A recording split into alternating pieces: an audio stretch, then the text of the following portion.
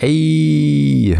It's been a while, and though I was not as productive over the last few months on Unsung Heroes due to personal setbacks, I have made enough progress that I think it's time to show you all what's been going on. The first thing I did was rebuild the game in a newer version of Unity. My intention was to find out what was causing the lagging performance in the game by taking apart the project and analyzing it. And what I found is absolutely nothing. Like, I got no idea. But hey look, the trees look a little different now. In a previous video, I used free assets from the asset store to create vegetation, which was about as buggy as you'd expect from a free asset from the asset store. Fortunately, I found a hidden gem of a program, TreeIt, a free open source program that allows you to create trees. The fact that I couldn't find it up until recently despite being an old program is surprising, but even more surprising is how good some of these trees look. It's not AAA quality, but it's pretty dang good, and it has resulted in slightly improved performance. Next, I wanted to replace this model of a horse that I made for the cavalry units a few months back with something that looked better.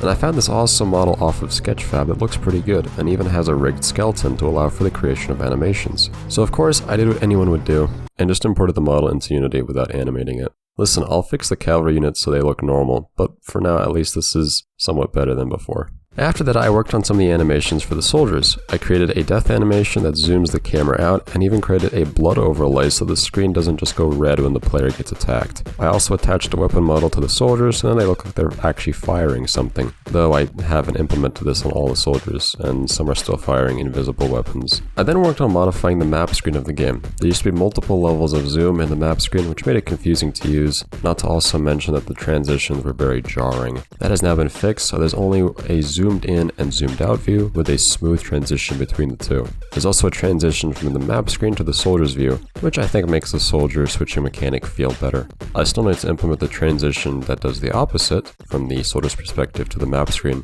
but this is good for now. And as some of you may have noticed, the elephant in the room, the UI. It's completely different now. The old UI had no consistency or form and took up a lot of space. Also, half of it didn't work. Oh my god, bro. Oh, hell no, man. So I made a bunch of UI sprites in GIMP and proceeded to overhaul the UI entirely, starting first with the weapon selection display, which now conveniently hides itself unless the player is switching between weapons. The minimap is also different, now only showing the player, nearby soldiers, and objectives that need to be completed. I also changed the troop control commands to use consistent colors, be more understandable, and take less space on the screen. All of this gets hidden in the map screen, which has seen a major update in the soldier information pop-up window. It now appears as a banner at the bottom of the screen, showing the name of the player, how much ammo and health they have, and what weapons they have equipped. In addition, there is an icon showing which troop unit the soldier belongs to. So this soldier belongs to Alpha Group, symbolized by this A. The only thing that still needs to be implemented is this square here, which I plan to show a preview of the soldier in. I also added those minimap icons from before into the map screen, so it's easier to see where everyone is. Lastly, I modified the soldier count display for both the Spanish and American teams to make it a little bit more interactive and easier to read.